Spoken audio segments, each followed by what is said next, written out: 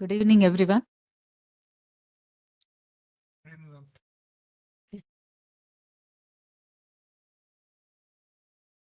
evening.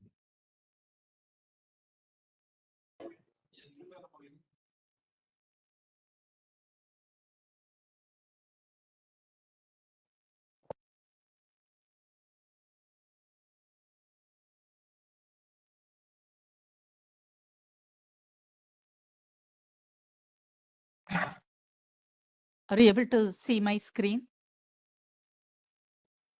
Yes. Yeah. So today we will get started with NumPy. So Jayadev has told me that since he is traveling, so he will actually, according to the uh, module order that was given, the fourth week he was supposed to teach the Git part of it, but he will be doing that next week and then continue with pandas and matplotlib, all those things. So this week we will look at this NumPy.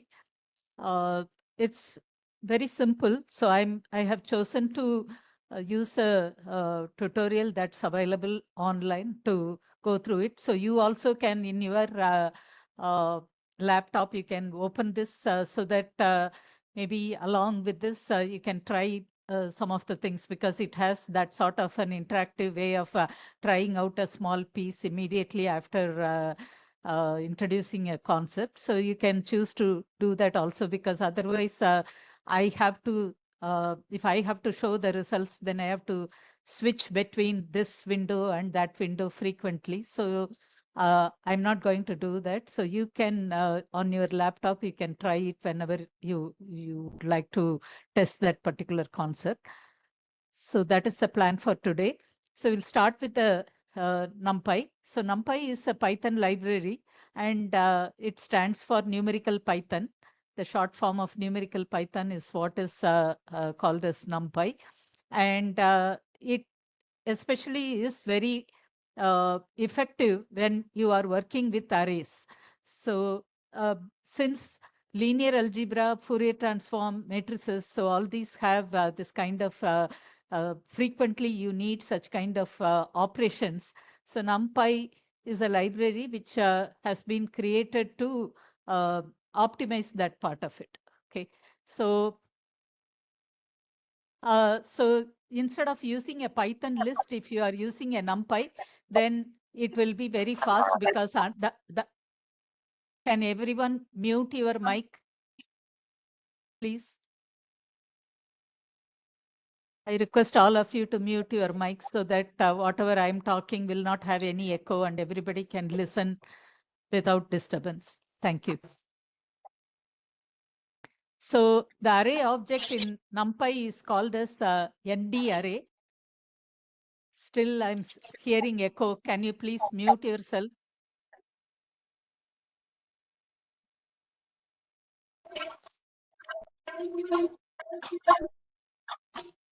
Please mute yourself.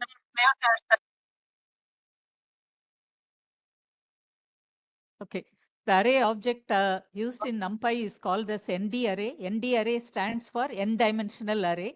So, so, uh, so if we are talking about why NumPy is faster than list, the underlying implementation has been done in the language of C. So it has been optimized.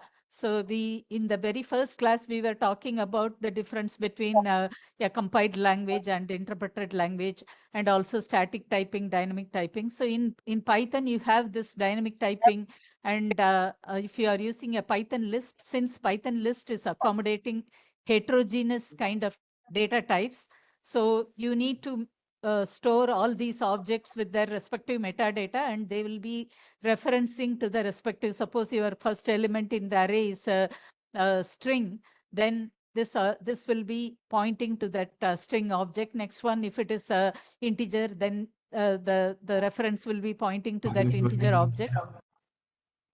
Hello, please, can you mute yourself? Kindly follow this practice, otherwise the class becomes really with the large size class. If you are keeping your mic open, then I cannot effectively teach. Can you please follow this protocol?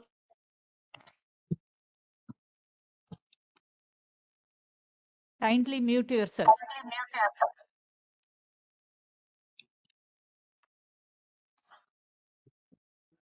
Okay, so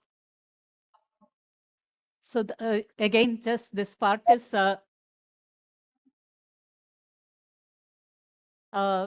telling that it requires this fast computation, that is the C or C++ has been used to optimize this. Now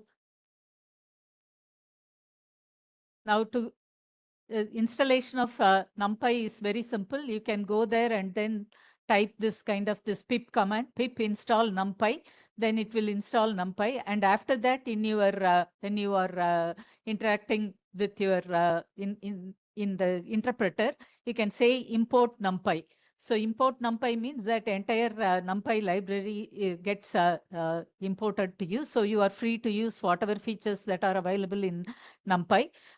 So after that, you can use this kind of NumPy dot array of within that you have 1, 2, 3, 4, 5 this elements which constitute this array. So now if you print this array, you will get this 1, 2, 3, 4, 5 will be printed. Very simple enough. You can try at your end. As I said, I'm not going to click on this, try it yourself everywhere, because it will open a new window and then I have to flip between these two windows. So instead of that, what I suggest is I will go through these things, but the trying it out on your own can be done at your end. And in case you have any later on, if some things are not clear to you, you can raise questions at that point. Otherwise, this is simple enough. So instead of every time typing NumPy, it gives a shorthand saying I can say import NumPy as NP. And then after that, I can use that shorthand saying np.array. I need not say numpy.array. I can simply say np.array. And again, I will get that 1, 2, 3, 4, 5 as the answer. So if I want to check which version of NumPy I'm using, then I can use this command, this dunder method np dot underscore underscore version followed by underscore underscore. Then it will give the version saying which version is being used. So here, for example, this will be 1.16.3, but whatever version you are using, that version will be returned to you. Okay, so simple enough again. Now, uh, how do you create this ND array object? So like this, you are creating np dot array of 1, 2, 3, 4, 5, and you can print this, and you can also ask for what type this particular array is. So if you are asking for the type, then you will see that it will say it comes from the class numpy dot nd array. So nd array stands for n dimensional array. So you can see that what type it is, and you can so the printing the array will give the 1, 2, 3, 4, 5, and when if you are asking for the type, that will say that it's from the class numpy.nd.array. Okay, and yeah, then the important concept here is what dimension you are going to use. So uh, so dimension is like, am I using a scalar? If it is a scalar, then it is called as a zero dimensional array. So suppose if I want to just create an array with this value 42, then I can say that np dot array of 42. Then it will simply print that value 42. Now, one dimensional array is something where you have yeah, array containing it has only one dimension, like this 1, 2, 3, 4, 5. If I am passing that, then it will give the so if I am printing the array, then it will return the value 1, 2, 3, 4, 5. So this is simply a scalar. In the zero dimension, you have only one value, but here in the in that dimension, you have multiple values. So that value will be returned. If it is a 2D array, then it is similar to a matrix. So you have some rows and some columns, or you also call this a second order tensors, because later on you are going to use that terminology like TensorFlow or PyTorch in those things. So 2-dimensional array, then higher dimension like 3-dimension, 4-dimension, all those things. So there you may be using, so but for the 2D array, you have a very specific name like matrix. You are familiar with certain number of rows and certain number of columns. So that is actually called as a matrix. So here you can say your first row constitutes 1, 2, 3, and the second row constitutes 4, 5, 6. So it will essentially print that kind of an array containing the first element, which is having the values of 1, 2, 3 as a this is the first row, and then again another one which is having this 4, 5, 6. So it is 2-dimension. Basically, it is a 2 rows and 3 columns, 2 by 3 matrix. So that's how you will, if you try it at your end, that's how you'll be seeing it. Now, if you are moving to the 3D arrays, then you can give it like this, that is 1, 2, 3, 4, 5, 6, and again another one containing this 1, 2, 3, 4, 5, 6. And so now you have 3 dimensions. If you try to print it, then it will be containing the first element that contains another, within that this array containing 1, 2, 3, 4, 5, 6. Then again another element containing 1, 2, 3, 4, 5, 6. So essentially it has it will be having 3 different dimensions. So you will be able to print it. You can see that. So here the starting, you have 3 opening square brackets are there, and at the end again you have 3 square brackets, and within that this is the first one, and within that you have 1, 2, 3 as the first element, and 4, 5, 6 is the second element, and here also like that. So you can try printing that. Now, if suppose if you would like to check how many dimensions are there, then NumPy arrays have this ndim attribute, which will be returning an integer that will tell how many dimensions are there. So we have seen now 0 dimension, 1 dimension, 2 dimension, 3 dimension. So you can, here it is trying to print a dot ndim, b dot ndim. So you will be getting that dimension as 0, 1, and then 2 and 3. So that way you will be able to check what dimension array it is. So for that there is a attribute ndim, which will help you to figure out the dimension of your array. So actually you can have any number of dimension, even higher dimensions like 5, 6 and all. It's difficult to visualize, but then the NumPy provides that option of creating an array with any number of dimensions. And while creating, you can also define saying that what is the kind of number of dimension by specifying this nd min value. So here you are saying np dot array of 1, 2, 3, 4, and then comma nd min is equal to 5. So that means I would like to create a, with these values, I would like to create a 5-dimensional array. So if you try at your end and then see how this is printed, you will be seeing that it will come as a 5-dimensional thing where you have uh, uh, that many number of opening brackets and closing brackets, and within that, in the last, the 5th dimension, it will have this 1, 2, 3, 4 coming in. Okay, so and if you are trying to print in this, what is the dimension, then it will say that is 5. Okay, so like that, here it is explained. The innermost dimension, that 5th dimension, has 4th elements, and the 4th dimension will have 1 element that is a vector. 3rd dimension will have 1 element that is a matrix, and then 2nd dimension has one element that is a 3D array, and 1st dimension is the 1 element that is a 4D array. So like that, it will have that many different dimensions, but in the last one you will have this 4 elements, 1, 2, 3, 4, that will be coming. So you can try to print it at your end and then see how it is happening, and later on at your free time, you can try these exercises that are following with every one of these topic of tutorial also, so that will clarify, and answers are also provided. In case you would like to double check your answer against that, you can do that.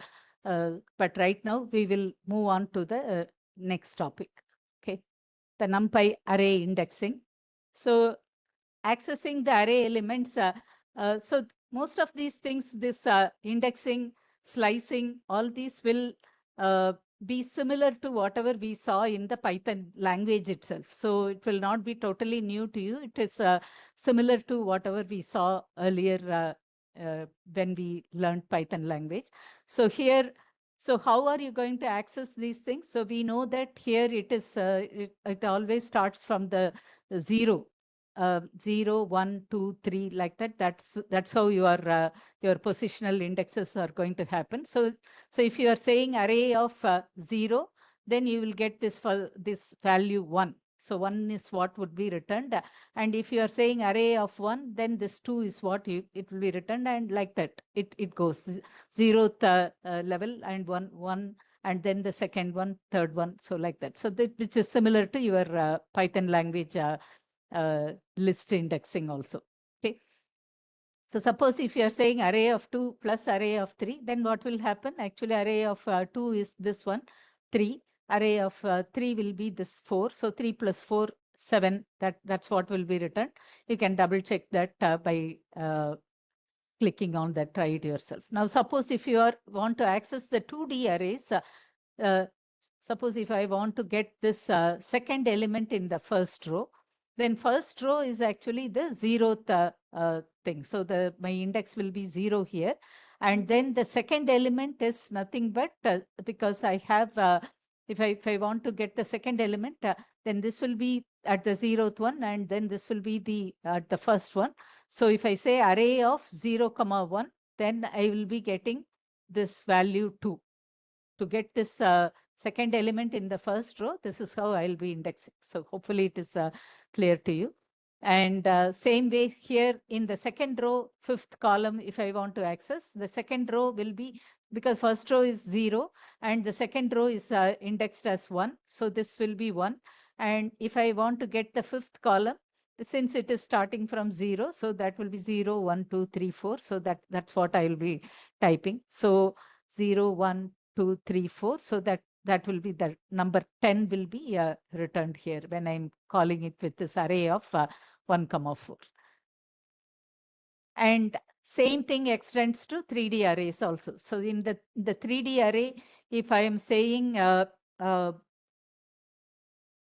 this is my array, I have formed it like this, np.array with 1, 2, 3, 4, 5, 6. This is my first element, and then 7, 8, 9, 10, 11, 12. These are there in the second part of it. So I'm calling it as the third element of the second array of the first array. So that's what I would like to do. So how am I going to get it? So parallelly, you also think about it, because I want the third element that is 0, 1, 2. So that's why it is 2. But if it is second array, then 0, 1. And if it is first, then it is the 0. So 0, 1, 2. So what value will be returned here?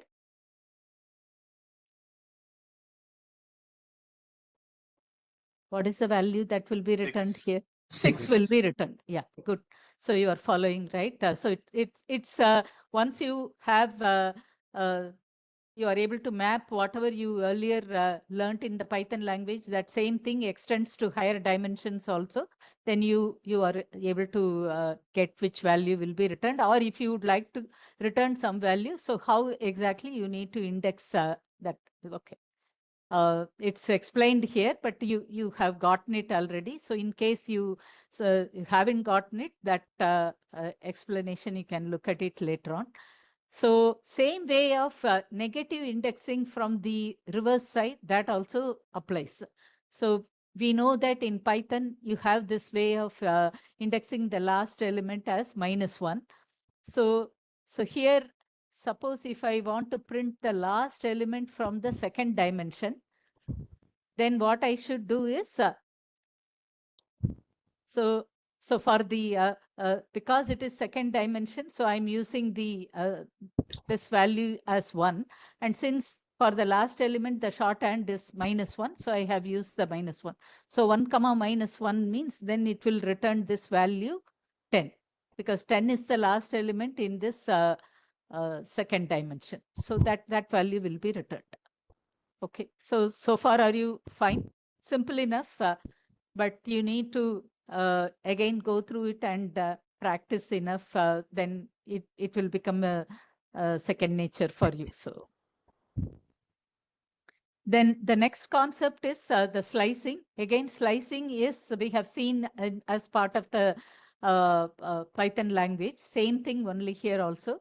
So uh, so you can have this sort of starting to ending, get that slice, and always you will get just one before that, whatever you are specifying as the ending thing, but one less than that, you will stop at that point in time. And if you are not giving the step, the default will be 1, or you can explicitly give how you would like to step through this starting to ending value. Okay. So if you are not passing the start, it will start from the beginning. And if you are not giving the end, then it will go all the way to the end of the that array. Okay. Only thing is, earlier we were calling that was a list. Here it is a array that has been created using the NumPy. Okay. Mm. So let's see. So some examples. So np.array of this, you have the values from 1 to 7. So if you are trying to get this slice using the starting and ending value as 1 and 5, then what will happen? So here, because it's starting from 0. So here, so 1 means, so 2, 3, 4, and then it should start with 0, 1, 2, 3, 4. Okay, so here it should stop. Okay, so it should get the slice with values 2, 3, 4, and 5. So that would be your expectation. So always it will include the start index, but it will exclude the end index. Just before that, it will stop. Okay. Now, suppose if you would like to get elements from index 4 to the end of the array, then you are starting from this 4 colon. So 0, 1, 2, 3, 4. So it will start from here. So 5, 6, 7, that's what will be returned for this 4 colon array of 4 colon. So you will get the answer as 5, 6, 7. The array containing values 5, 6, and 7. And suppose if you would like to get from the beginning to index 4, but 4 is not included, then for this, so you can leave out the starting thing, and then colon 4 means then how much, so it will start from this 1, 2, 3, 4. So 0, 1, 2, 3. With that, it will stop. It will not go to the fourth one, because if you specify the ending index as 4, it will stop 1 before that. So this is again familiar to you. So it will get the value 1, 2, 3, 4.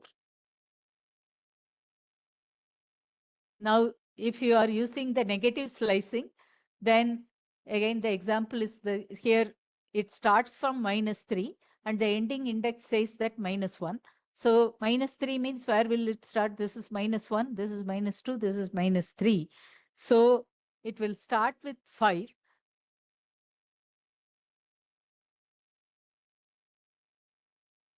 Somebody has asked, in Python we have array, we have list, right? Yeah, that is the thing. Actually, Python's built-in data type is a list that we saw. That is how the list exactly is created. Actually, it will be using allocating space as a dynamic array. Initially, it will allocate some space, and if the space is not enough, or you have filled it up to a predefined threshold, and after that, it will double that size and then move all these to the newly created thing. That's how the Python lists are implemented. But NumPy library has arrays. Okay, the traditional sense in C or C++, everywhere, array means it will contain all the elements are of the same type. homogeneous data types. So you will always have array of integers or array of floating point or array of strings like that. But in our Python list, we had heterogeneous data types were included in our list. So in that sense, everything was considered as an object.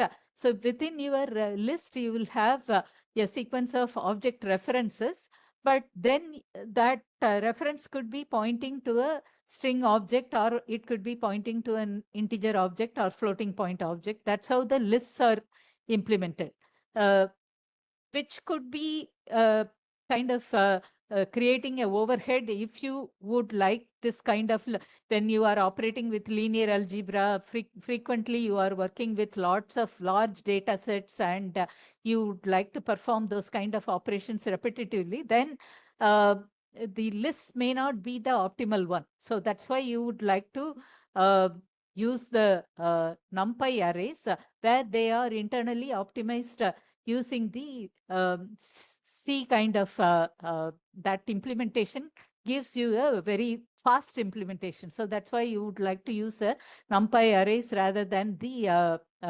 Python's built-in list. Hopefully that's clear to you. Yeah, if it is not clear, you can again ask. Yeah, somebody has so, or we can have a discussion at the end regarding the list versus NumPy arrays. Okay. So here we have seen this negative slicing. So it starts from -1, -2, -3 means it starts at 5, but it should start one level below this -1. So this will only return 5 and 6. It will not go up to this -1 position. So the result of this will be only a array, the list containing or array containing this 5 and 6. Okay. So far we have used a default step value, but you can also change that value to something else. If you do not want the default value of 1, then you can explicitly specify here the value, step value is 2. So let's see, so what will happen. So you are starting from 1 and the ending index says 5. So starting from 1 means, so this is the position. So you are starting with 2, but you have specified the step value as 2. So what will happen? So the next value will be this 4 will come, but then you have specified the ending value as 5.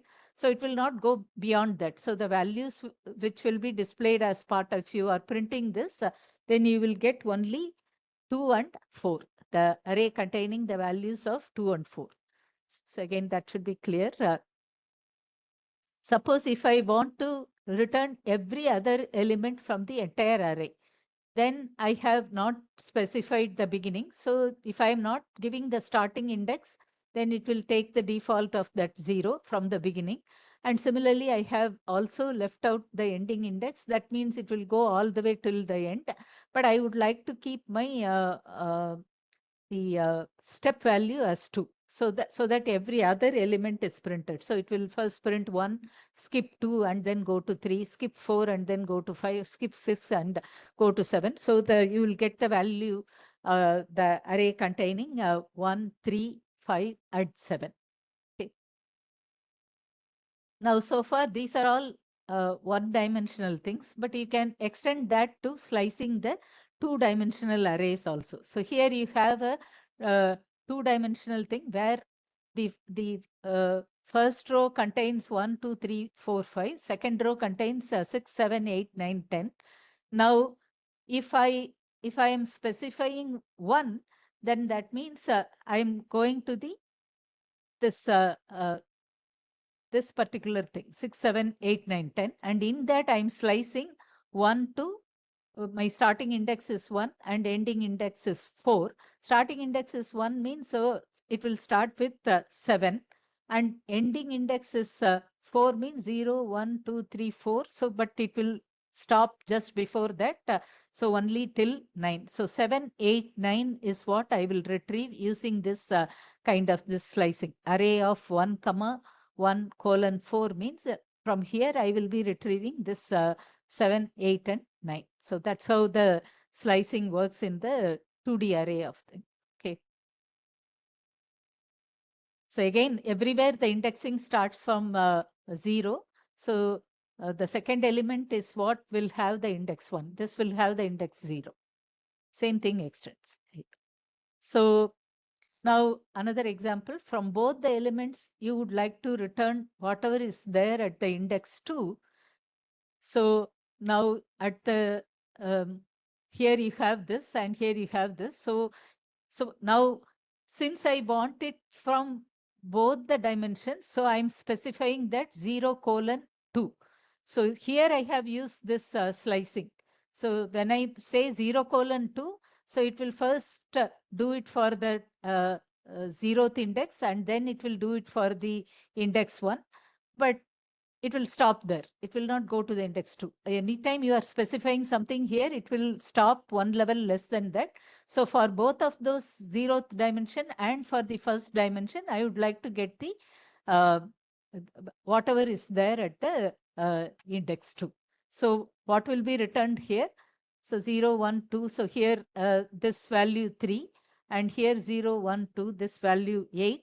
So I will be getting an array containing the value 3 and 8. So that's how the slicing works at the 2 dimension.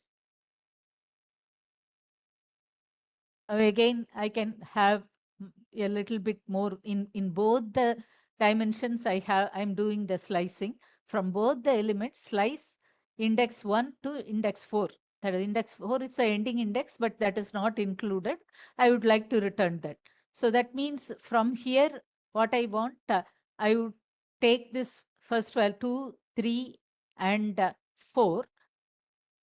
And here, similarly, I will take 7, 8, and 9. So 2, 3, 4, and 7, 8, 9, like that. So I will have a row containing 2, 3, 4, and the next row containing 7, 8, 9. And this itself will be enclosed in the square bracket. And that's how, so the whole thing will return a 2D array for me. When I'm printing this, that will be a 2D array containing this 2, 3, 4, and 7, 8, 9. Are you with me? So far, are you fine? I hope you are Yes, trying ma'am. it at your end, so Yes, that ma'am. you are able to visualize it. Yeah, okay, fine. The exercises, you can try it later on. Yeah. Okay, now we have seen this concept of how we will create the various dimension arrays, how we will check the dimension, and how we can index the elements, and how we can use the slicing. This is what we have seen so far. Now, what are the various data types? Since we said in the NumPy arrays, all are homogeneous data types. So what kind of data types are allowed, that we will see next.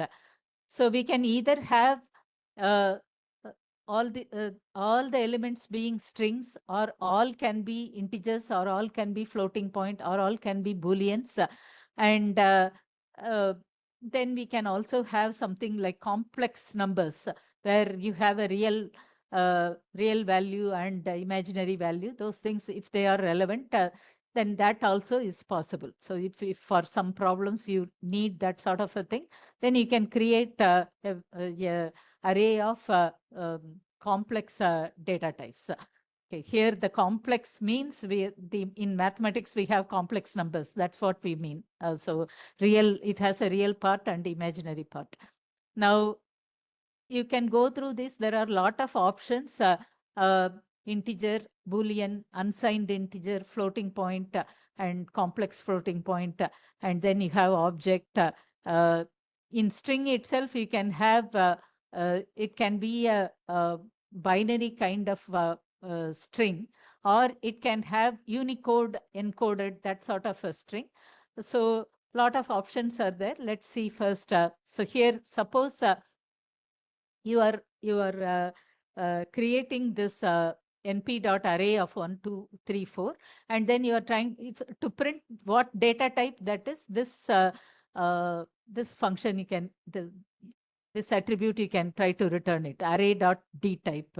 Earlier you had array.ndim, like that. So here, this what is the all the elements of this array or of what type. So that's what you would like to find out.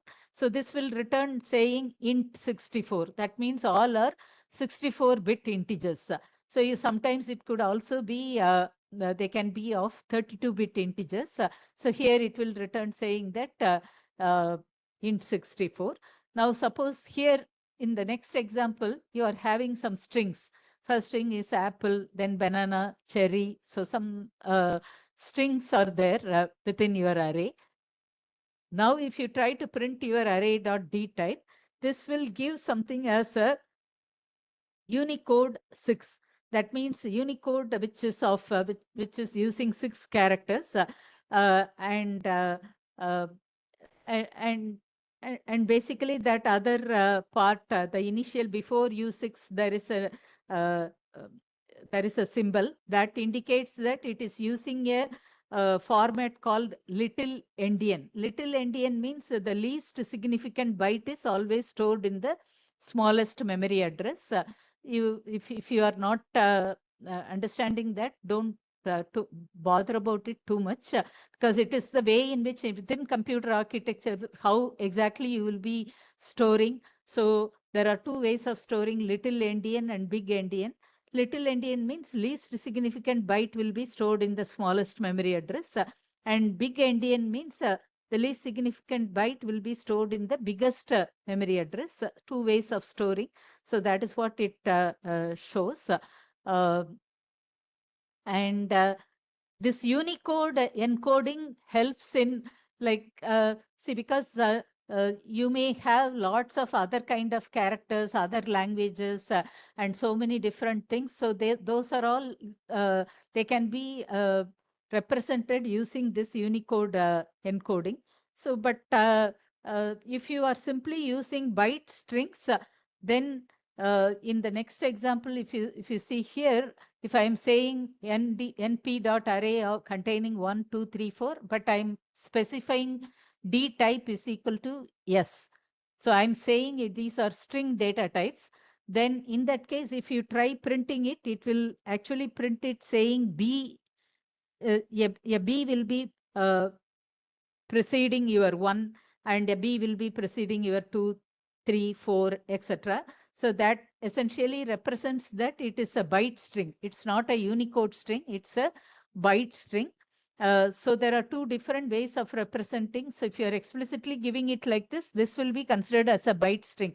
So if it is a byte string, every character will be taken only 1 byte. But in the case of Unicode encoding, sometimes it might even take more than 1 byte.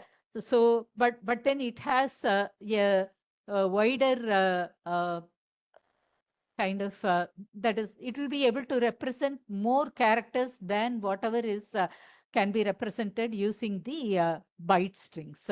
So you can, I'll recommend that you explore it more at your leisure time. That with this try to change different kind of options and see how they are actually getting printed and what data type it is seeing, because it has too many options. So every possibility cannot be tried here during the class, but you can try it. And in case certain things are not as per your expectation, or it is coming in a ambiguous way, then you can ask that in that forum or Google group, and we'll try to address your doubts. Okay. And now, suppose if you want to create an array with data type where it is of a 4-byte, everything you would like to consider as a 4-byte integer, then it can be given like this: np.array of 1, 2, 3, 4, and you have explicitly mentioned that d type is I4. I4 means I stands for integer, and 4 says that it is a 4-byte integer. And then you can try printing this array. And you can also, so here actually, because you have said it is I4 explicitly, it is 4-byte. So when you try to print this thing array.d type, it will say that int 32, because it's a 32 bit integer. In the earlier one, you got int 64, that is a 64-bit integer. So here it is 32-bit. And every 8-bit is actually a byte. So that's why here it is like a 4 into 8, 32. So 32-bit, that's what we will be getting here. Suppose if a particular value cannot be converted, then it will raise a value error. Like so this also you are familiar from the earlier Python language. Here you have given the values as the first one is A, then 2, 3. 2, 3 are fine, but then the value A is not compatible with your integer thing. So this will result in, it will say that it's an invalid literal, A cannot be considered as an integer. So some error you will get from the interpreter. And now suppose if I would like to convert the data type on some existing arrays. So here I am having an array consisting of all floating point values, 1.1, 2.1, 3.1. These are the values which are part of the array. But I can create another array where I would like to consider these values as type integer. So I can say that array dot as type, and within this I have said I. So now if I print my new array, it will cut down that fractional part and simply say print as 1, 2, 3. So that's what you will get. And if you try to print this data type, that will give us integer 32. Okay. So that's what. So you will be able to use this as type for changing from one type to in an existing array. You would like to modify those elements and take them as a different data type. And if you are putting I, then it will take it as the int 32. But in the next one, if you are saying, instead of I, if you are saying int, then this will consider this as still you would get only 1, 2, 3. But if you, when you try to print this D type, you will get int 64. So int will give that 64-bit, but I will give the 32-bit. Then the next thing is you can also, why wouldn't be, ASCII will be converted to an integer. So what?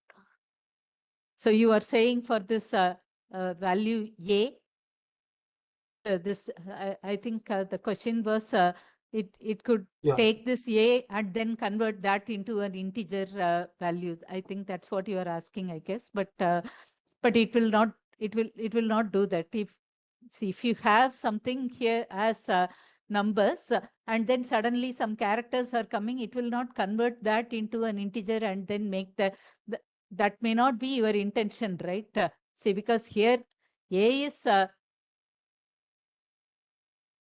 yeah, somebody, let me complete answering this first. I think you are wondering that it could convert this A to its corresponding ASCII value and then convert that whatever value is coming. But then that may not be your intention, right? Intuitively, you are considering a character and then the others are all values. So now you do not want suddenly the ASCII value to come for this and then to 2, 3 for this. So that's why in this case, to match that intuition, if you have a character and then some values are there, then this will not convert that to that ASCII value. It will simply say that this is an invalid literal for this, and that error only will be coming for this. And the next question that was asked was, so can you do the other way around? So you have taken a floating point and you have converted that to an integer. Now, suppose if you have an integer, can you convert that to a floating point? Yeah, you can do that. You can take that and then everything will be having a decimal point there, and you can convert to that and then manipulate that. That's possible. If you have all an array of integers, but you would like to convert that to an array of floating point, then you can specify your D type accordingly and then convert it. So all these you can explore and then see that um, how it is able to convert that to the other type. When you are using the as type, what's happening, and when you are using this D type, then what is happening. So try to experiment with that, and then we can discuss some kind of uh, certain things where it is not as per your expectation, that we can discuss through the forum. So, okay, we saw this part, and we also saw this, I guess. And now here is a, see, if you are having this 1, 0, 3, these are your elements of the array, and you would like to create another array where you are want to consider them as type Boolean, then any value, the value is 0 means then it will be considered as false, and any non-zero value, whether it is 1 or 3 or whatever it is, that will be considered as true. So this will be taken as true, false, and true. So that's how you will be, if you print this new array, that will have an array with values true, false, and then true. And if you are trying to print its D type, then that will be given as bool. Bool will be the value that will be coming out of that. Okay, so now there is a important concept in NumPy. So copy versus view. So what happens? So if you are using copy, so you have initially created an array with these values 1, 2, 3, 4, 5, and then you are using the copy function array.copy of, and then assigning that to X. And now you are changing this original array's 0th element as 42. So initially the 0th element is 1. Now you have changed the value as 42. Now if you print this array, that will have this 42, 2, 3, 4, 5. But now you made a copy of that into another array called X. That should not be changed. See, this is a copy. The copy should not be changing. Copy should contain still that 1, 2, 3, 4, 5. But the original array, it will have 42, 2, 3, 4, 5. So, so that is what will happen for a copy. So if you read this, the copy owns the data, and any changes made to the copy will not affect the original array, and any changes made to the original array will not affect the copy. These two are distinct. The original array will be distinct and the copy will be distinct. If you are making change to one of those things, that will not affect the other thing. That is the concept for copy. On the other hand, the view will be, it will not own the data. So any changes made to the view will affect the original array, and any changes made to the original array will affect the view. So it's like, because you are having a view, you haven't actually made another copy. It's sharing the same thing. So any changes made to one of the things will also affect the other things. So let's see the view example here. Suppose if you have 1, 2, 3, 4, 5, and you are using the view function, view of is assigned to this X. And now you have, in the original one, you have changed this to 42, the 0th element.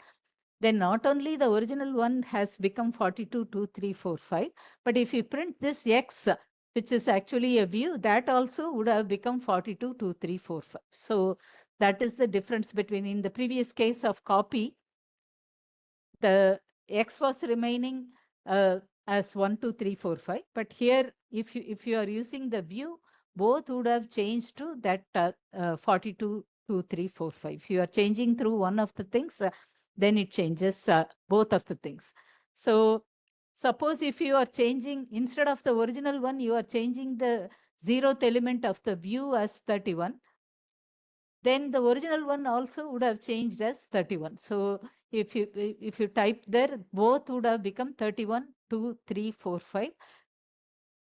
Yeah. What if I give X is equal to?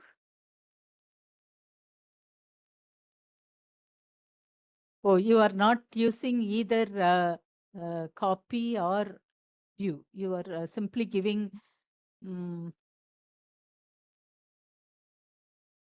Okay.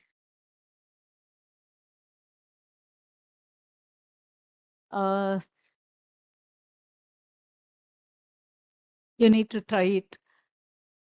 It might take it one of these things. It could be a copy syntax or the array syntax. Uh, Please try it. Here, the thing is one uses the copy and another is using explicitly the uh, view function on that, and how that differs is what has been given.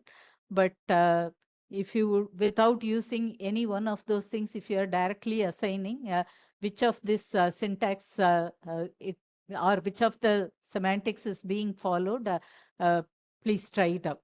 Yeah. Okay.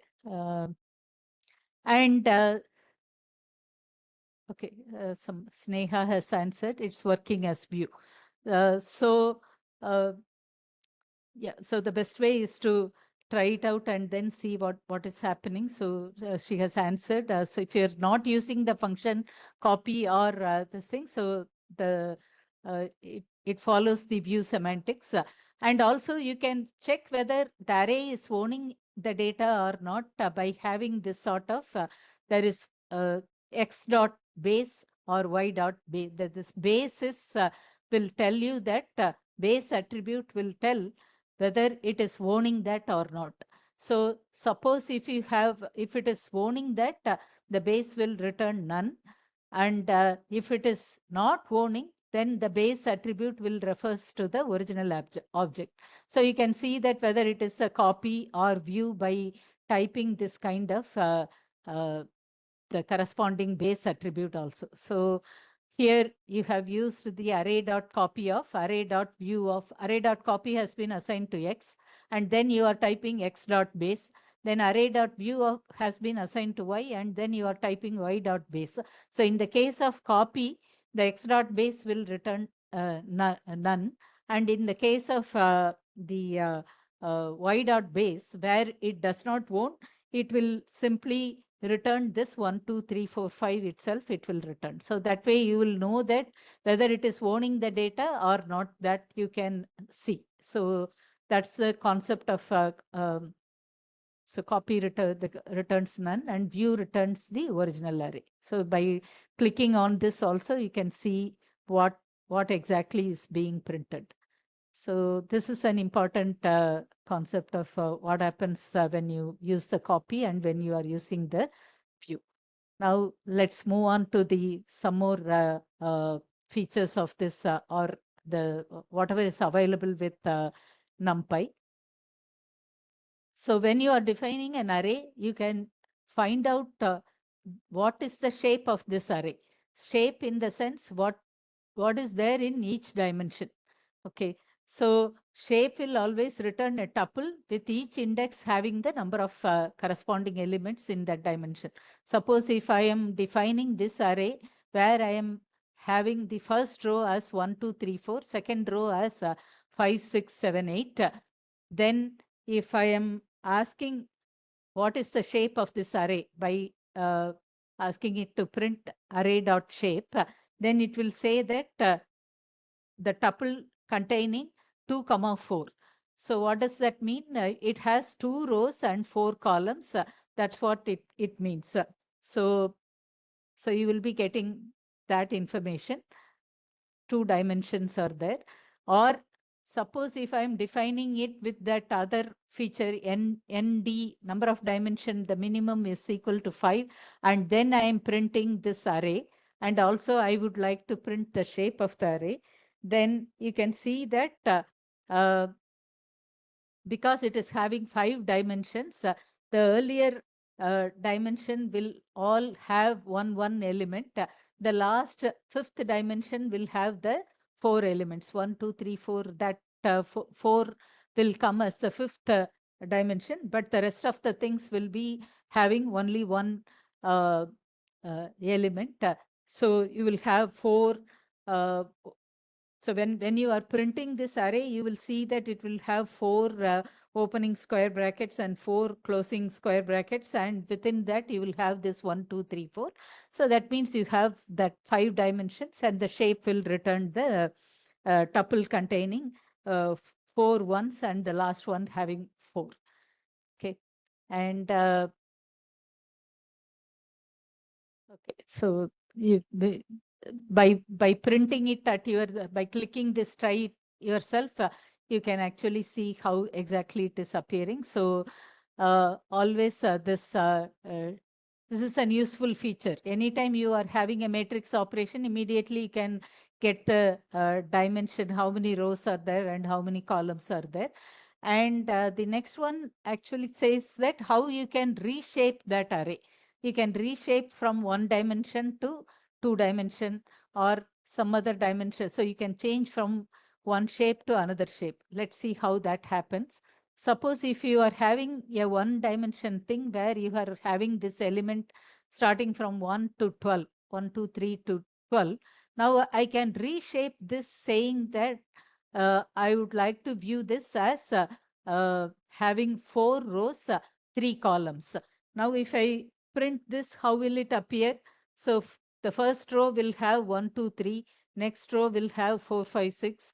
Next row will have 7, 8, 9, and then 10, 11, 12. So like that, I can have a two-dimensional thing where each row is having the values 1, 2, 3. Next row having 4, 5, 6, 7, 8, 9, 10, 11, 12. So initially it was a one-dimensional array, but I can reshape it having 4 rows with 3 columns. If I print it, it will appear in a different way. Or I can change it to a one dimension to three-dimensional thing, same thing. And what I can now do is reshape it where it is having um, this I'm having the first dimension having the as 2, and the second dimension is 3, and the third dimension is 2. Then you will see as it will have 1, 2, 3, 4, 5, 6. First row having 1, 2, second row having 3, 4, third row having 5, 6. And then similarly, another element having first row 7, 8, then 9, 10, 11, 12. So because it is three dimension, so only if you are printing it at your end, you will be able to properly visualize it. Uh, so hopefully. Okay. But you may have a question that is it possible to reshape it to any shape? But sometimes as long as the elements are enough, then you will be able to do it. Suppose if I'm having it like this, one dimension, I'm having only 8 elements are there, but I'm trying to reshape it with 3 rows with 3 columns. If I have to do that, then I need 9 elements. If I have only 8 elements and if I try to reshape it this way, then I will get an error saying that cannot reshape array of size 8 into shape 3 comma 3. But if you have enough number of elements, then it will try to reshape it the way you want. Okay. It has Yeah. elements can reshape to 3 cross 3. Which one? Can you ask again? Ma'am, what if the array has 10 Uh, elements and we are trying to reshape it to 3 cross 3? Can it do that?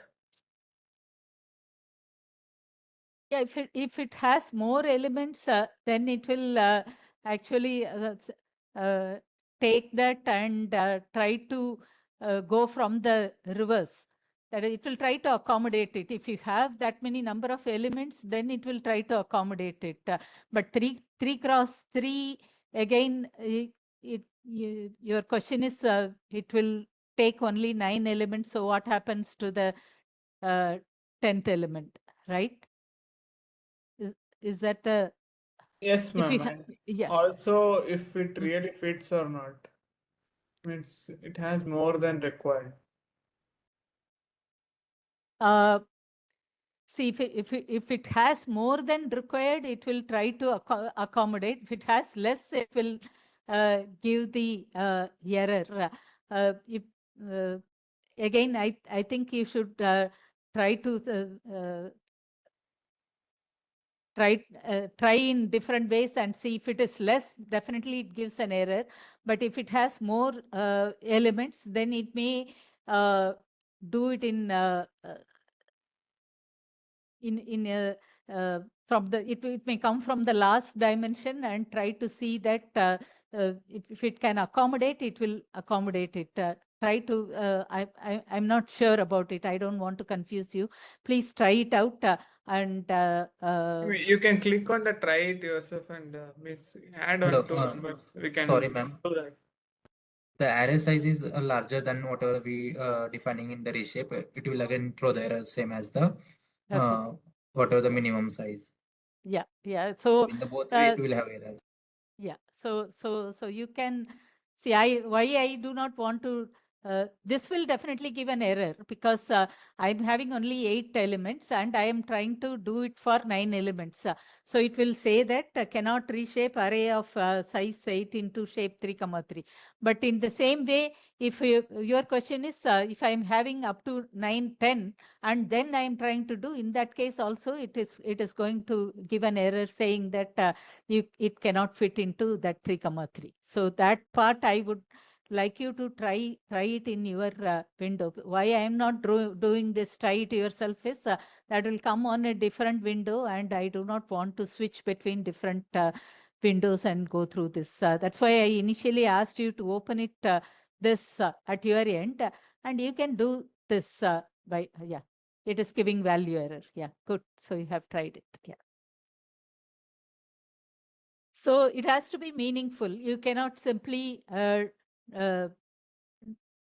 arbitrarily reshape it. It should be possible. For that, you should have exactly that kind of values. Then you can reshape it in a meaningful way. Yeah. So whenever you are, see, if you are doing this kind of reshaping, so is it giving a copy or a view? You may have a question. So for that, you can try this kind of uh, uh, what is the base of this. So the base will actually give you the numbers. It will not, see, we saw that if it is giving a none, giving back a none, then it is a copy. If it is actually giving that entire value 1 2 3 4 5 6 7 8, when you are trying to get this base, then it is a view. So here you will get that 1 2 3 4 5 6 7 8. So you can infer that this is essentially a view. It's not a copy. Whenever you are reshaping, that reshape is only a view. It's not actually a copy. Okay. And you can sometimes you are allowed to give among the all dimensions, one can be an unknown dimension. You need not exactly specify that, and it will try to accommodate that for you. That is, if you are passing -1 as a value, NumPy will try to calculate that number for you. So suppose if you are trying to do this given as 1 2 3 4 6 7 8, and you are trying to reshape this to 2 comma 2 comma -1. When you are saying that -1, that dimension I do not know. I'm only specifying these two as this dimension as 2 and this as 2. This I do not know, kind of. So you are leaving it to NumPy. So in that case, it will try to accommodate it, and then it will say that 1 1 2 and then 3 4 will come below that, and similarly 5 6 and then 7 8 will come below that. So like that array, so it will accommodate it, but you cannot give more than one dimension as unknown. So only if you are having 3 dimension, one dimension can be unknown, or if it is 4 dimension, then again one of the dimension can be unknown, but not more than one can be unknown. So we cannot pass -1 to more than one dimension. That's an important thing. And you can also do the reverse of the thing. See, we started from one dimension and reshaped it. Instead of that, we can start from a higher dimension and we can flatten it. Here we have 1 2 3 4 5 6. So if I would like to flatten it, then I can say array dot reshape of -1. Then it will flatten and say make it as a one dimension thing as 1 2 3 4 5 6. So it's the reverse of the earlier thing. We started with a one dimension and made it to a different shape, 2 dimension or 3 dimension. But we can take this kind of a higher dimension thing and flatten it by doing a reshape of -1.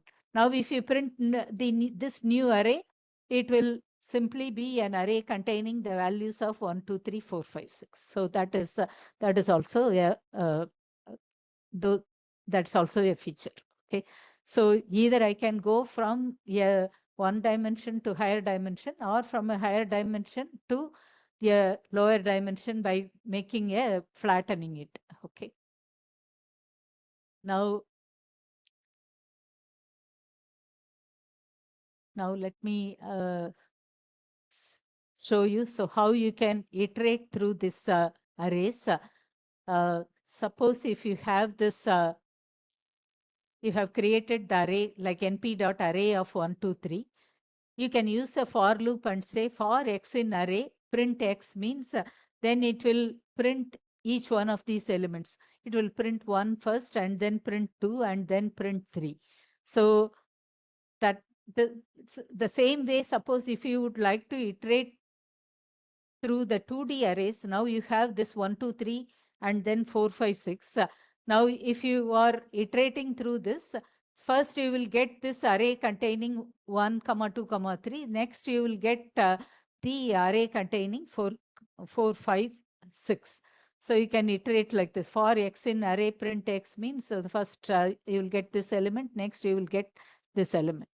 So if you iterate on an n-dimensional array, it will go through the n minus 1th dimension one by one. So because here it is a 2-dimensional array, it goes through it and then so you are getting this element first and then this element. For the higher dimensions, again it will get. So if you want to get the actual elements, I do not want to get the array containing 1, 2, 3, array containing 4, 5, 6, but I would like to get the scalars 1, 2, 3, 4, 5, and 6. Then what you should be doing is iterating that. So I need to do a nested for loop for x in array, then for y in this x, then I would like to print y. In this case, now you will get all the scalars 1, 2, 3, 4, 5, and 6. So it depends upon what you want to get. If you want to get all the scalars, then I would use the nested for loop. But if I want to get the elements, this 1, 2, 3 array and then the 4, 5, 6 array, then I will be using like this for x in array, print x means then I will get like that. Okay. Same way, when I'm iterating 3D arrays, if I am using one for loop and then trying to print the x, then I will get the array containing the two arrays 1, 2, 3, 4, 5, 6, and then this array containing 7, 8, 9, 10, 11, 12. Okay, but if you would like to get the scalars, then you will have 3-level nesting of for x in array and then for y in x, and within that you will be saying for z in y. Print z means then now you will get all the scalars 1, 2, 3, 4, 5, 6, 7, 8, 9, 10, 11, 12. All those values will be printed. So this is how you will be iterating through the array. But later on, we'll be seeing powerful ways of, that is, you would like to have some ways of vectorization, and so that it becomes easier for you to, instead of having all these kind of for loops, directly you would like to do that kind of operations. That we will be seeing how you can use the vectorization. Right now, we are seeing this iteration. So you can also use uh,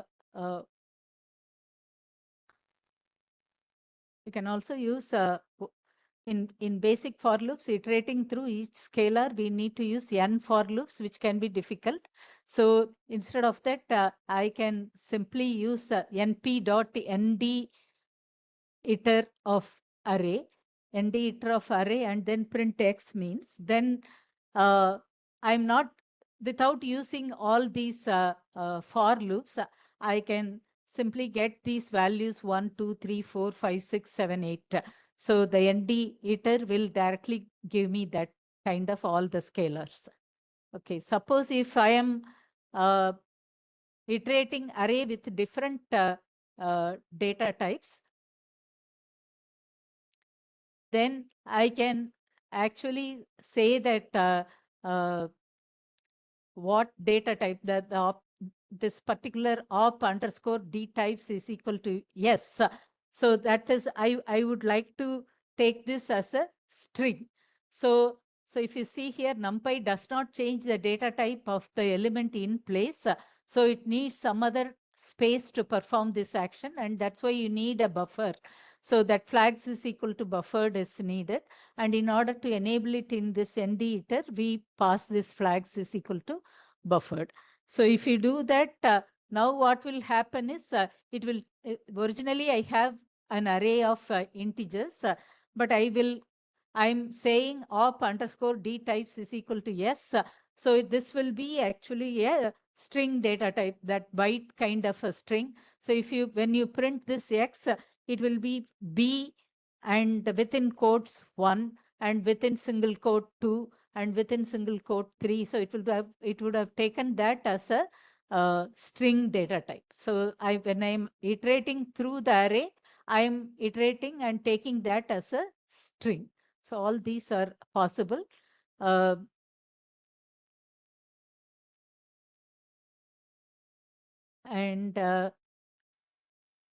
moving on to the next example, iterate through every scalar element of the 2D array, skipping one element. So since I would like to skip one element, I'm using the step size of 2. So every scalar element, so I have not given any starting and ending, and have used the step size as 2. And that's what I have done for x in np.nd iter, and in the array of the whole thing I have taken, and within that I'm skipping every other element. So now if I am having this 1, 2, so what will happen? So here, if I am skipping this 1, after that, I will skip this. So the 3 will come 1, 3. And similarly here 5, and then this will be skipped, and 7. So you will essentially be getting 1, 3, 5, and 7. That's what will be printed when you are using this kind of a for loop. Okay. So in the 2D array, iterate through every scalar element of the 2D array, skipping one element. So sometimes it becomes very actually, this is an ideal thing after some of the things are taught, trying out lots of things, and then uh, you are it is ideally suited for self-learning. So some of the things I'm going to leave out, and for you to try it out, and then come back with specific doubts, because here this is one tutorial that is available, which I have given as this W3 schools, but you can directly also refer to the NumPy documentation. That NumPy documentation also has lots of examples. You can go through that part also. And the third thing which I can tell is the initially I had given you a introduction to Python file. There also there are some minimal things that is available. For example, I will show you that. I'll stop sharing this thing and go there and show you that. Share the journal file. If you see here, this was with the very first lecture I was using this. At the end of this, there is a NumPy part of it. Uh, so here also, this also you can look at this, but this does not have every feature that is available. That's why I chose that tutorial. But if you look at here import NumPy as an np, and a is equal to np dot a range of 15 dot reshape of 3, 5. So if you can use the, normally in Python, you are using range function, and range means a range of 15 means then you will take from 0 to 14. But then again, that 0 to 14, I have reshaped that in the sense 3 comma 5. 3, so 3 comma 5 is, so take from 0 to 14 and change that to 3 rows and 5 columns. So 0, 1, 2, 3, 4 is the first row, 5, 6, 7, 8, 9 second row, and 10, 11, 12, 13, 14 is the third row. So you have reshaped it. So I'm able to stack it like this. A range function I'm using if within NP, and whatever is coming out of that, I'm applying the reshape of 3 comma 5. So I'm getting this array containing this kind of this uh, first row, second row, third row like this. So if I am now typing what is the shape of this A, then it will say that 3 comma 5. That is because I'm having 3 rows and 5 columns. And if I'm asking for A dot n dim, it will say 2, because 2 dimensions are there. Uh, uh, there are some number of rows and some number of columns are there. And if I'm asking to print A dot D type dot name, then it will say these are all integers, 64-bit integers. And if I am asking for what is the size of this A, then it will say 15, because there are totally 15 elements are there. And what is the type of A means, it will say type, it is NumPy's n-dimensional array. So all these things are shown here. So this way also you can try this. And you can create the array like np dot array of 2 comma 3 comma 4, and if you print this A, it will say array of 2 comma 3 comma 4. What is the type? D type in 64-bit integer, int 64 it will give. And if you are saying np dot array of 1.5 and 2, 3, 4, 5, 6, then it will change everything to the, because it has to be homogeneous data type, because there is an 1.5 here. Everything would have been converted into a floating point type. 2 point, 3 point, 4 point, 5 point, 6 point, all would have been converted into the floating point type. If you try to type the data type, D type floating point, float 64, it will say 64-bit floating point type. And similarly here, another example, np dot array of this thing is there. A range of 4. If B, so what will be B?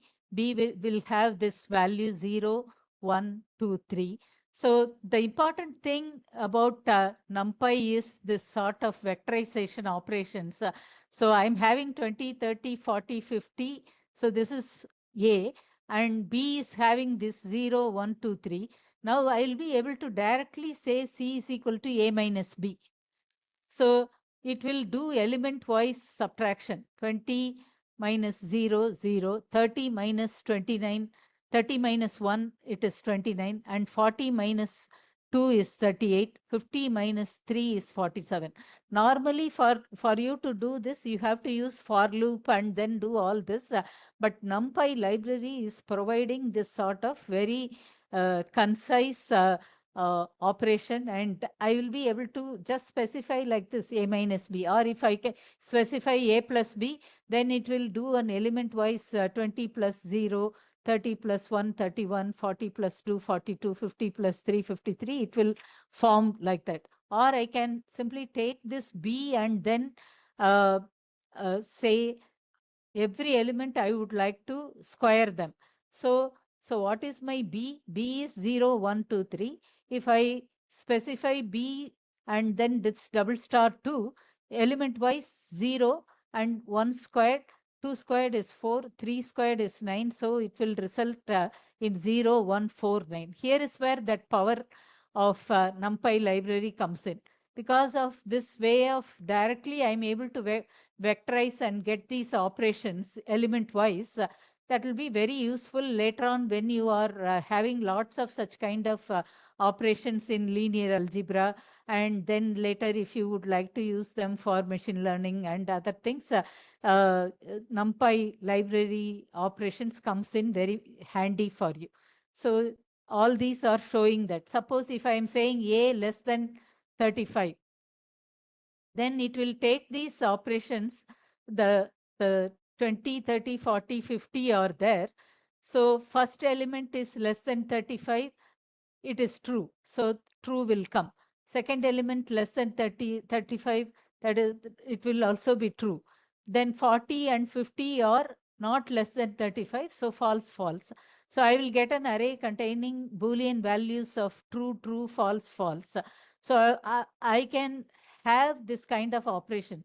Here also I have 10 star np dot sign of a means, so I can take this value of sine 20 and then multiply that by 10, and then sine 30, multiply that by 10, sine 40, sine 50. So like that, those values are all by part of my new array. So this vectorization is a very important concept that is represented here. Slicing we have seen in that other thing, so I will not repeat, but you can refer to this slide also, and iteration also we have seen there. But if you see it here, for I in A, print I star means, so it will take everything and then it will iterate through those values and return those values. So A is this value, but if you see here, it essentially is taking 125's cube root, and that is 5, and 216's cube root, that will be the 6, and 343, 512, 729. So this values 7, 8, 9 are returned, and before that all these are negative values. So you will be getting this none value will be coming before for the first 5 values. So you can refer to this slide also, and the tutorial also. You can supplement it. So I'll stop sharing this thing and go back to that. Um, Ma'am, there is one trigonometric operation there, right? Like the sign operation for the numpy. Can you please yeah. explain, ma'am? In the slide, np Okay. dot Okay. sign value is there. Okay. I'll show you that. Yeah. Okay.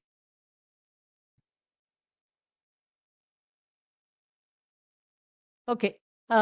What this means is, see, it will take each one of these values. Here, the first value is 20.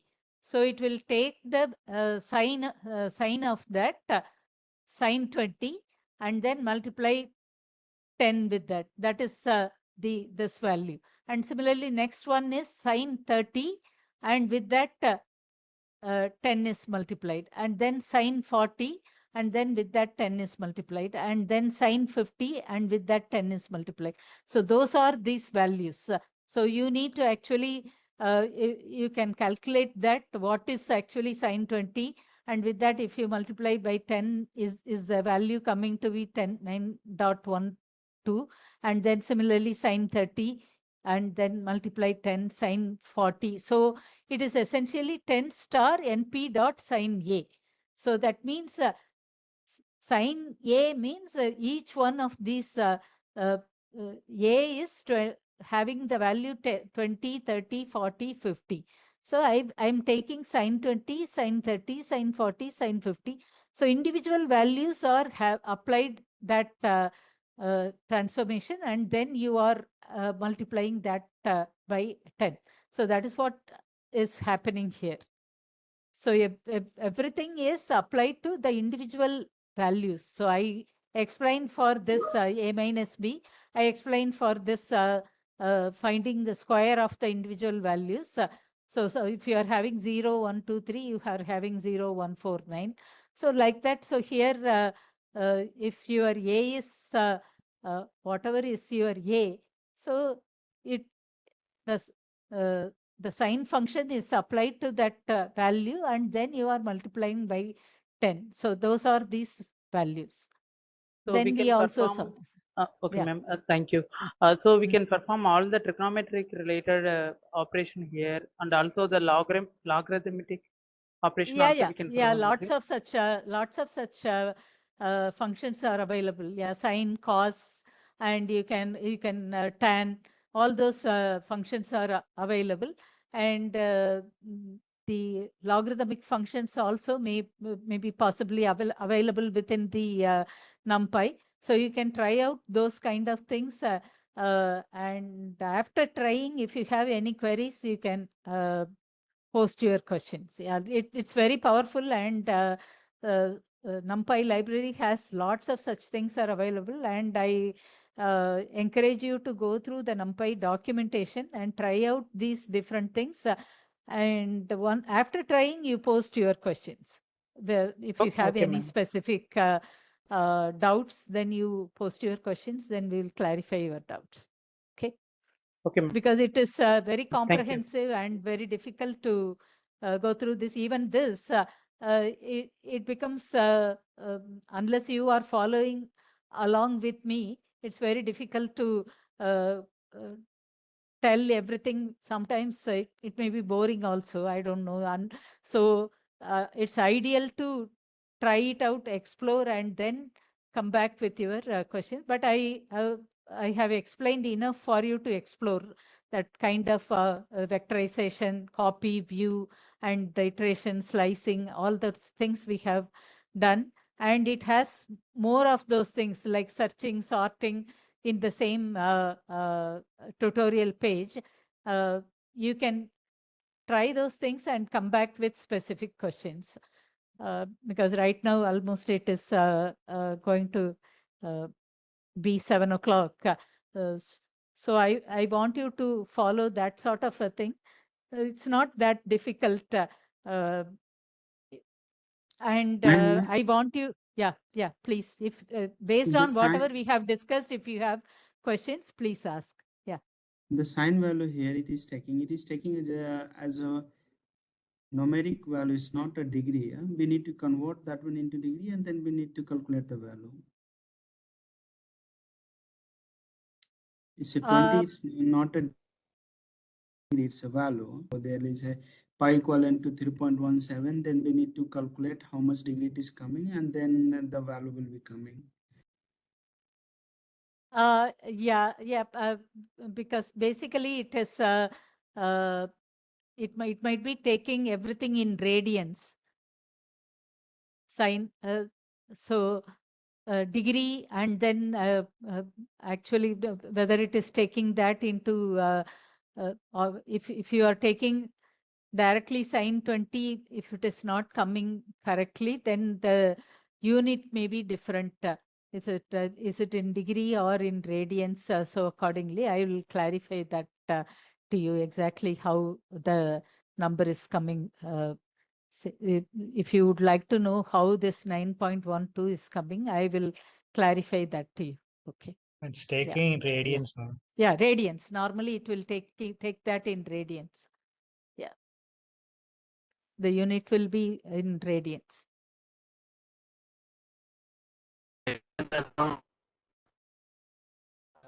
Like assignment of object view, right? It's your voice is very not clear. No, no.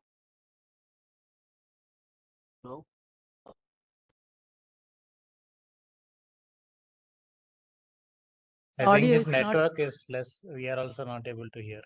Yeah.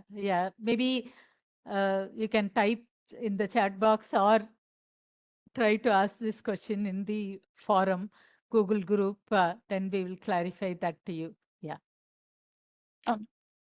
So for the midterm, ma'am, on this doctor, what will be the way of the exam? Will it be an MCQ type or a subjective one? And the syllabus will be till where, ma'am? No, those things I need to discuss with Jayadev, and then we will communicate that to you. Okay. Yeah, Okay. midterm day, because uh, we both have to discuss, and then we will communicate that to you exactly. So I do not want to tell something and then again go back on that. So we will explicitly communicate what kind of questions will come for the midterm, and what is the syllabus, and everything will be given to you. So based on that, we will ask. So he because he also has to cover some part of it. We will come back to you on that. Because of this law. In fact, I told you that there will be hands-on session, and then you all asked for something.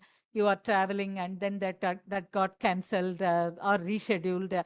So this difficulties are there. So this kind of questions related to midterm format or the syllabus, we will come back to you on that. Right now, whatever has been covered in this concept, if you have doubt, you can ask. Otherwise, you can try it out. You go back and try more on these things.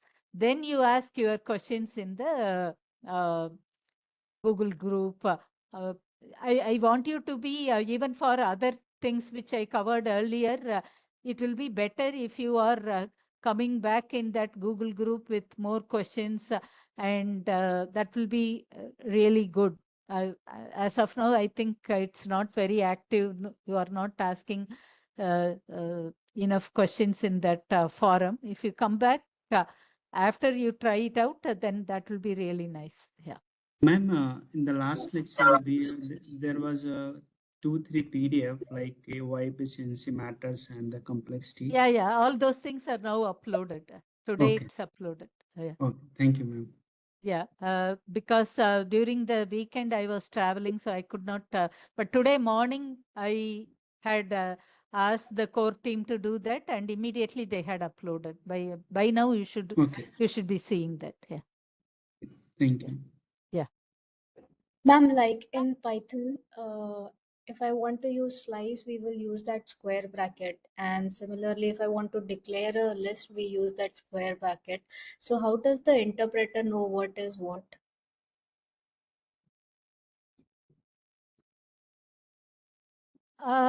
See here, you are using this is all part of the, once you are importing this numpy as np, and after that if you are using, then it knows that these are all that n-dimensional array. Okay. If you are using it as part of np dot something, then they are all that numpy arrays. If you are not using np as a plain this thing, then it is a Python list. Okay, so it has a way of knowing it. The moment you are using it as np dot something, then all those things are numpy arrays. Okay, even though you are using that square bracket, now they are np arrays. But if you are not using np and simply as a plain this thing, then those are all Python lists. That's how it differentiates. In today's thing, whatever we used everywhere, we have used np dot np dot. So those are all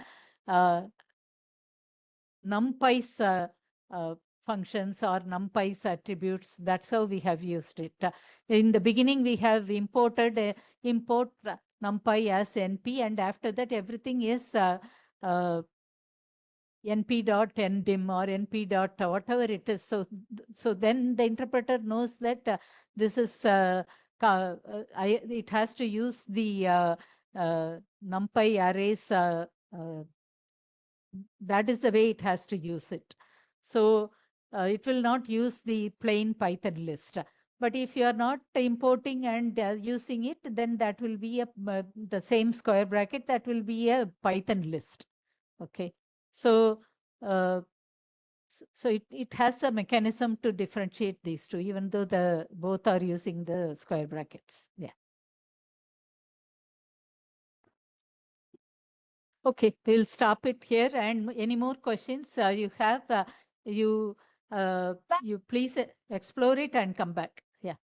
Ma'am, I actually have a request. Will it be possible for you to share your S-mail ID with us so that if we ever have any questions or we want to get in touch with you, then we could mail you? No, I am part of that group. So you please post that thing in the forum. And if the TAs are not responding or certain things, if they have to come to me, then I can respond also. I'm part of the group. So if you are typing there and if it is not getting resolved, then I can answer that query. Yeah. So I encourage you to interact through that group, and so that it will be easy. Because if individual email things are coming, then it is difficult because here the numbers are huge. Looking at my email and then responding to individual email will be difficult for me here. Okay, so that's why the group has been set up. Through that it can be answered. Okay. Is it fine? Okay, I'll stop here. Yeah.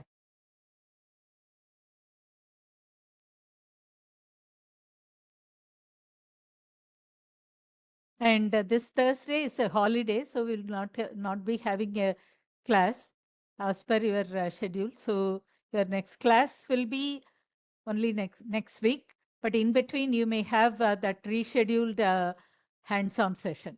Okay. So start exploring this and also interact through that Google group. Is it that DA5301 that was recently created? Yeah, there was a Google group that was created, and that's what was told. So through that you can interact, and in fact, one of the TAs was initiating some discussion. So through that, because there was no discussion, I guess. So please try to communicate through that so that the TAs will respond, or if they are not able to respond, one of us we will get back to you on that. Yeah. Okay. Okay. Thank you. Yeah. Yeah. Thank you, ma'am. Yeah. Thank you. Thank you, ma'am. Thank you. Thank you. Yeah. Thank you. Yeah.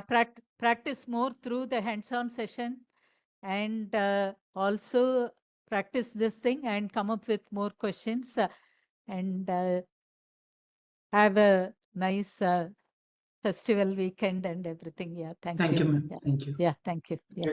Sure, ma'am. Thank Thank you, you. ma'am. Thank you. Thank you, ma'am. ma'am. Thank you, Yeah. ma'am. Thank you, ma'am.